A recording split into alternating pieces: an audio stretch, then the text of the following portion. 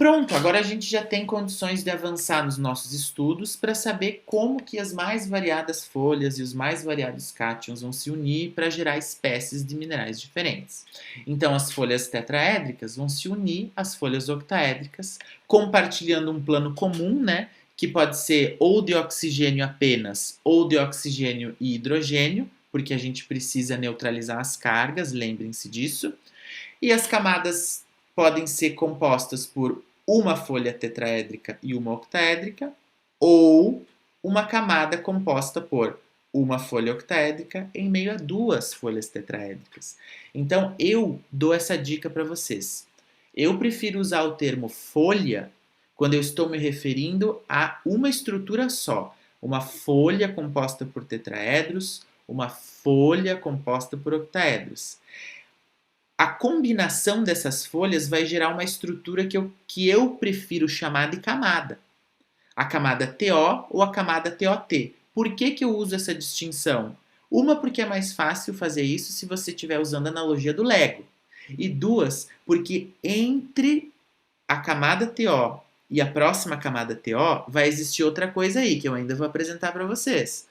E entre a camada TOT e a próxima camada TOT também vai existir outra coisa. Afinal de contas, são estruturas que se repetem no espaço. Mas entre essas estruturas tem um outro sistema aí que eu vou apresentar para vocês. E eu vou apresentar para vocês agora. As camadas adjacentes, ou seja, uma camada em cima da outra, uma camada em cima da outra, como que elas vão se unir? Elas vão se unir através de ligações eletrostáticas muito fracas por cátions interfoliares. Está aí outro conceito importante dos filosilicatos. Entre as camadas, tanto TO quanto TOT, a depender da estrutura, nós vamos ter cátions interfoliares que são grandes, inclusive. Geralmente cálcio, potássio, sódio.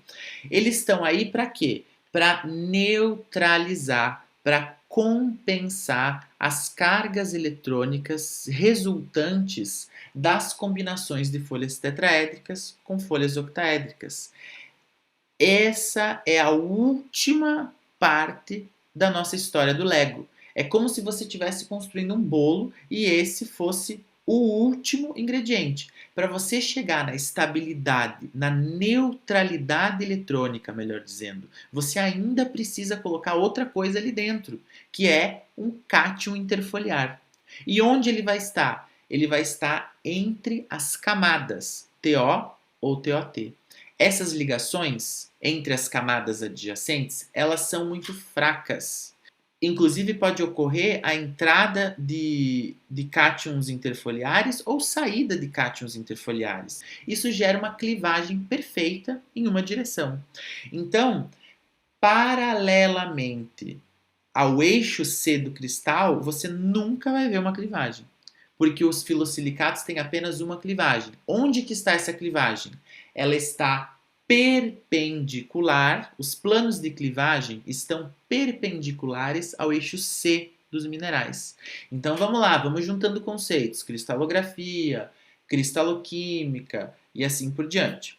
As ligações mais fortes, aquelas de caráter covalente, aquelas que é difícil você romper e que elas não vão ser desfeitas tão facilmente, são aquelas ligações que acontecem dentro das folhas tetraédricas e dentro das folhas octaédricas, e entre elas, que é um arranjo bidimensional. Se vocês forem parar para perceber, se vocês olharem em planta, como a gente acabou de olhar, é como se vocês estivessem olhando o plano Y.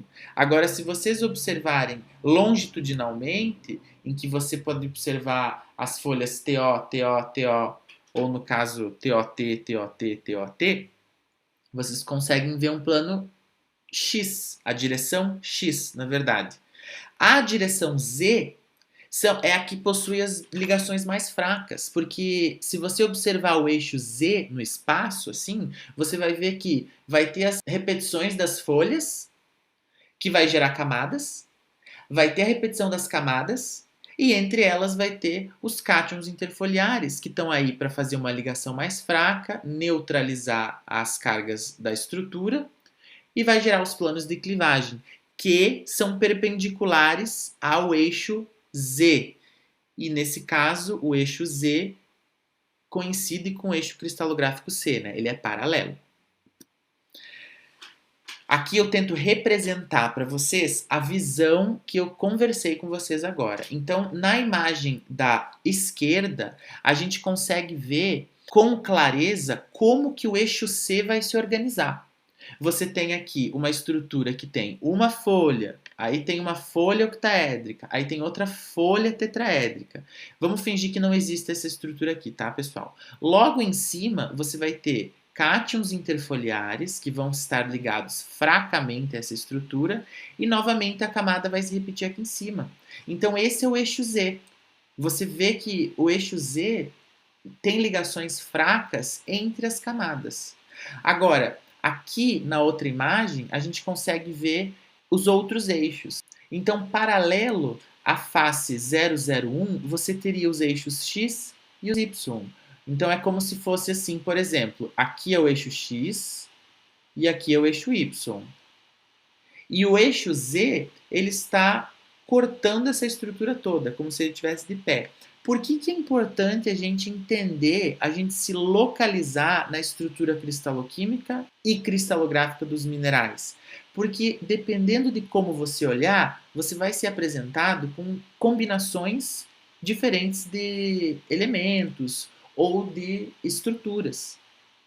E dependendo da maneira ou então da direção que você estiver, você vai ter características ópticas e físicas diferentes nesses minerais. Então, se localizar no plano cartesiano, que seria o plano XYZ, e se localizar no plano cristalográfico, A, B e C, é muito importante.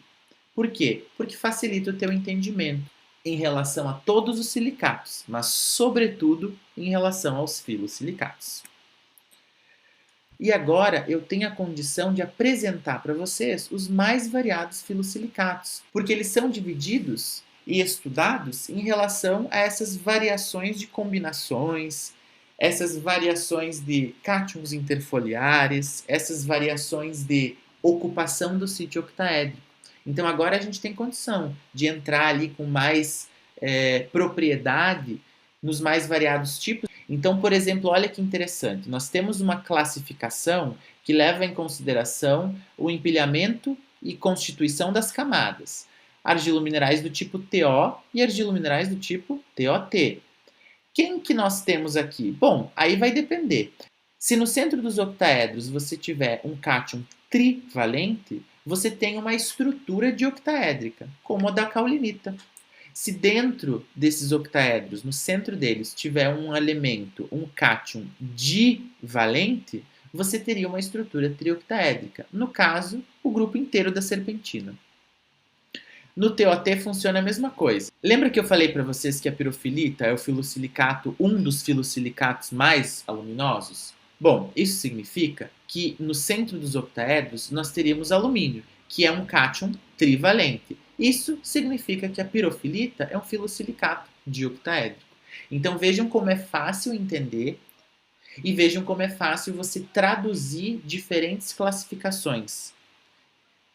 Aqui eu trago outra fase ainda. Eu trago outra classificação, que é o tipo do cátion, que vai estar entre as camadas. Então, por exemplo, se entre as camadas você tiver um potássio, por exemplo, você teria uma muscovita. Olha que interessante. Então, vejam, existe uma hierarquia de divisão dos filosilicatos. Uma que leva em consideração as camadas, como elas estão organizadas, outras que levam em consideração a ocupação do sítio octaédrico e, por fim, uma outra que leva em consideração qual que é o cátion interfoliar que está servindo aqui de ligação fraca e de cátion balanceador de cargas também. E, por fim, eu trago para vocês que nós, na área das geociências, identificamos e trabalhamos com os argilominerais principalmente utilizando essa distância aqui, ó, a distância a partir da qual a estrutura começa a se repetir novamente. Vocês perceberam que você tem a estrutura octaédrica, tetraédrica, cátions interfoliares, ou pelo menos a distância entre a próxima estrutura, a próxima camada, e depois repete tudo novamente. É essa distância que vai depender, sobretudo, do cátion interfoliar, que nós utilizamos para identificar qual argilomineral ou qual filosilicato a gente está trabalhando. Então, lembrem-se que raios iônicos aqui também são importantes. Então, a distância interfoliar, a distância a partir da primeira seção e a última seção de uma unidade que se repete, é uma das características mais importantes dos filosilicatos. Então, assim, parece complicado porque você precisa ter em mente, com clareza, vários conceitos que vão se juntar em várias classificações diferentes, que são intercambiáveis. Quando eu falo da caulinita, eu posso utilizar, por exemplo, uma classificação química. Eu posso falar, a caulinita ela é dioctaédrica. Então, na hora você vai pensar, dioctaédrica quer dizer que dentro do octaedro tem um cátion trivalente. Ou eu posso chegar e falar assim, a caulinita é um típico argilomineral do tipo 1:1. E na hora vocês vão imaginar, bom, a caulinita então ela tem apenas uma folha tetraédrica para cada folha octaédrica. Então vejam como é fácil a gente chegar no mesmo destino utilizando caminhos diferentes, que nesse caso são classificações diferentes. Vamos aplicar todos esses conhecimentos juntos agora. Primeiro eu expliquei para vocês as peças do Lego. Agora eu vou juntar todas as peças e vamos brincar aí com os mais variados minerais. Então as camadas de tetraedros estão ligadas a camadas de octaedros. Nós temos pares de OH situados no centro dos anéis. Esses pares de OH aqui, eles estão representando a água. Na verdade, é uma estrutura hidratada. Aqui eu trago a classificação, o nome das folhas octaédricas. Então, por exemplo, quando você tem uma folha octaédrica, que no centro do octaedro você tem o alumínio, a gente convencionou a chamar essa folha octaédrica de folha do tipo gibbsita. Então lembre-se desse nome, ou também não lembre-se, façam com esse conhecimento que vocês quiserem. Mas é um nome que vocês podem já associar ao alumínio. Então, novamente, as folhas dioctaédricas possuem no centro dos octaedros cátions trivalentes. Aqui nós temos a outra folha octaédrica, é aquela que no centro do octaedro tem um cátion divalente, que a gente chama de folha do tipo brucita. Então aí vocês já conseguem utilizar outra maneira de classificar. Eu chego para vocês e falo assim, ou melhor dizendo, eu cobro na prova de vocês a seguinte afirmação.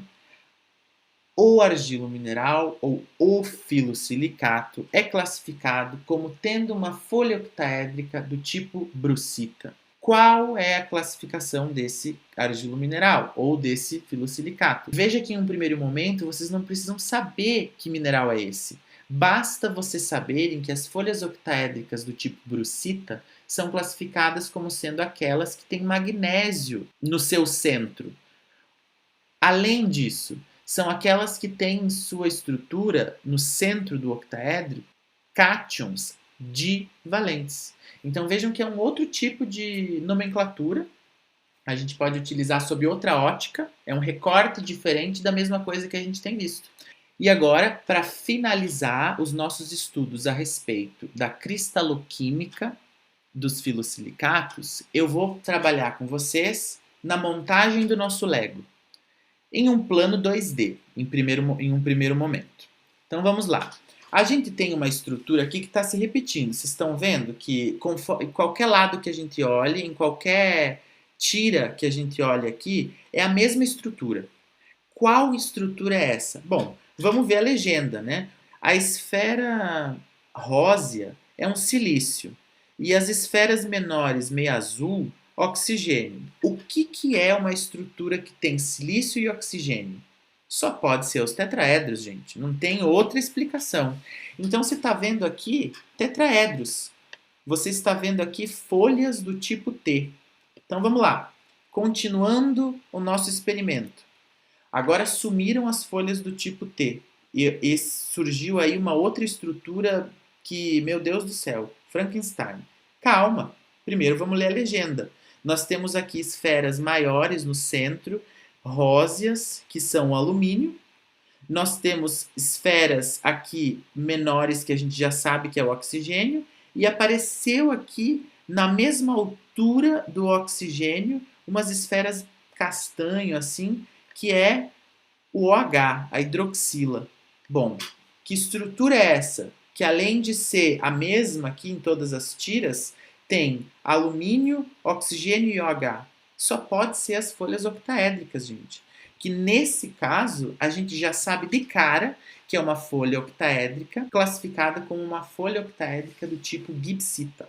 Tá? Então vejam a quantidade de informação que a gente consegue tirar apenas de um fragmento de uma estrutura cristaloquímica de um mineral que a gente nem sabe qual é, por enquanto. Sumiu de novo a estrutura e apareceu outra coisa, que embora mais simples, é diferente de tudo que a gente já viu. O que é? Esferas verdes, grandes, até agora, se eu não me engano, eu acho que é a maior esfera que a gente viu. De potássio. A legenda aqui está dizendo que é potássio. O que um potássio está aqui sozinho, esquecido no churrasco? O que ele está fazendo? Ele só pode estar entre as camadas TOT ou TO. Nesse momento a gente não sabe, né? A gente não viu qual que é a organização completa. Mas a gente sabe que o potássio tem um lugar específico na estrutura dos filosilicatos. Ele está ali atuando como um cátion interfoliar. Então, quais são as características que a gente já conhece desse argilo mineral? Até já disse, né, qual grupo pertence, mas vamos lá. A gente conhece que nós temos estruturas tetraédricas, nós temos estruturas octaédricas que se repetem e ligam-se entre si.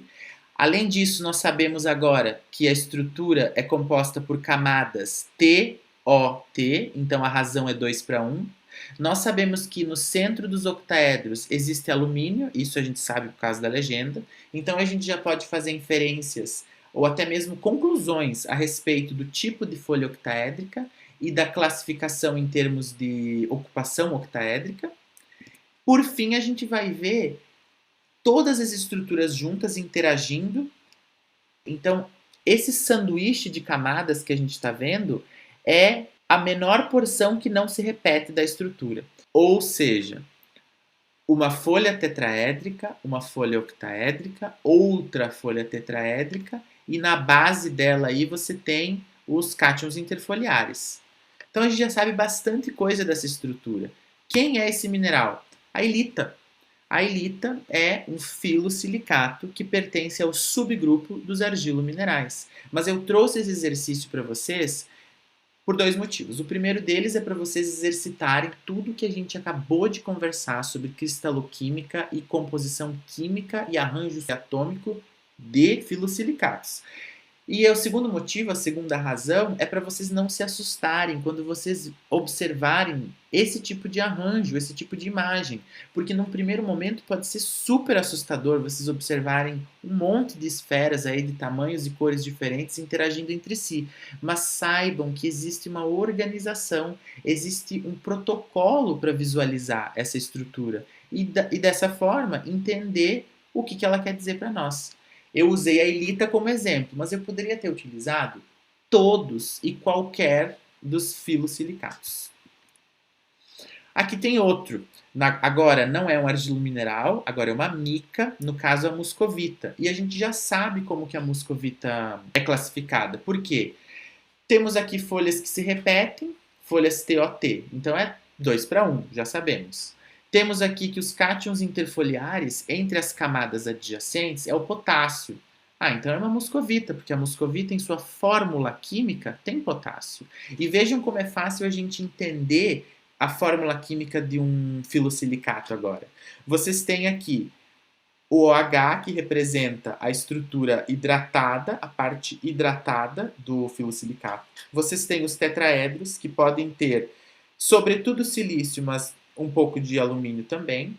Vocês têm dentro do octaedro, o que tem dentro do octaedro da muscovita? Alumínio, só sobrou alumínio, é o que está escrito aqui inclusive na fórmula, não tem outra coisa. Não poderia ser potássio, por quê? Porque o potássio é muito grande para entrar nessa estrutura. Então ele está agindo como um cátion interfoliar entre, literalmente o nome está dizendo, né? Entre a estrutura das camadas. Então aí, ó, só de observar e prestar atenção e ter esses conhecimentos prévios, vocês conseguem fazer várias classificações a respeito de apenas um filosilicato. E eu deixo esse recado para vocês. Parece difícil, mas não é. É difícil em um primeiro momento porque você necessita de conceitos prévios para entender conceitos que eu estou dando agora para vocês e aplicá-los de maneira intercambiável. E daí vocês conseguem trabalhar com todos os filosilicatos. E todos eles possuem estruturas semelhantes, é por isso que eles fazem parte do grupo dos filosilicatos, mas diferentes o suficiente para que cada um deles seja uma espécie mineral diferente. Aqui eu trago essa imagem, ela é muito interessante porque ela é a estrutura cristaloquímica da clorita.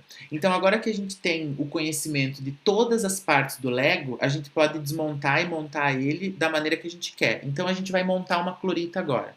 A clorita, ela é tipicamente composta por folhas do tipo TOT. Então, é como se ela fosse um argilo mineral 2:1. Só que, na verdade, entre as camadas, você não tem apenas um cátion. Você vai ter um sítio agora. Você vai ter uma estrutura cristaloquímica, que é uma folha octaédrica do tipo brucita. Então, ao invés de você ter entre as camadas apenas cátions interfoliares, você teria uma folha interfoliar. Parece contraprodutivo, parece até um pleonasmo, né? Mas é realmente uma folha do tipo brucita. Então, se eu falo brucita, eu já sei, eu consigo ter essa noção de que dentro dessa folha octaédrica, dentro de cada octaedro, existe um cátion divalente. Nesse caso, no caso da clorita, do grupo da clorita, geralmente é magnésio, mas nem sempre é. Porque a clorita, ela não é apenas um mineral, ela é um grupo de vários minerais diferentes. Então, cada um tem a sua característica, mas o grupo inteiro da clorita tem a composição cristaloquímica exemplificada aqui nessa imagem. Camadas 2:1 intercaladas por folhas octaédricas do tipo brucita. Aqueles minerais com estrutura do tipo TO são filosilicatos 1:1. Aqueles com a estrutura TOT, filosilicatos 2:1. Esse é um tipo de classificação. Nós temos outra. A serpentina, por exemplo, é um tipo de filosilicato 1:1 trioctaédrico. E a caulinita não, ela é dioctaédrica. Então são conceitos diferentes. Eles são independentes entre si, mas eles podem ser utilizados em conjunto. As micas, que são um dos subgrupos dos filosilicatos, por exemplo, elas são classificadas, né, como filosilicatos do tipo 2:1. Quando você tem, por exemplo, um cátion que é monovalente, um sódio, um potássio, a gente classifica essa mica como mica comum. Agora, quando o cátion interfoliar ele é divalente, nós classificamos as micas como micas quebradiças. Então veja como para avançar nas classificações a gente precisa ter um conhecimento muito sofisticado em relação à composição química e arranjo cristaloquímico. Os filosilicatos são um grupo de silicatos que são organizados de maneira a formar camadas tetraédricas e octaédricas. As micas são aquelas que do tipo 2:1 podem ter em suas estruturas cátions monovalentes ou divalentes. Se forem cátions interfoliares monovalentes, a gente classifica como mica comum. Se for um cátion divalente, classificamos como micas quebradiças. E ademais, temos as espécies. A biotita é uma mica comum. A margarita é uma mica quebradiça. Ela tem o cálcio como cátion interfoliar. Isso vai gerar espécies diferentes e características físicas e ópticas diferentes também. Vamos ver essa estrutura agora mais de perto? Vamos exercitar todo o conhecimento que a gente conversou até agora em uma imagem 3D, vamos tentar ver, mexendo no plano cartesiano da estrutura, todos os sítios, todas as ligações que a gente acabou de ver. Eu acho que vai ser benéfico para todos nós. Vamos lá.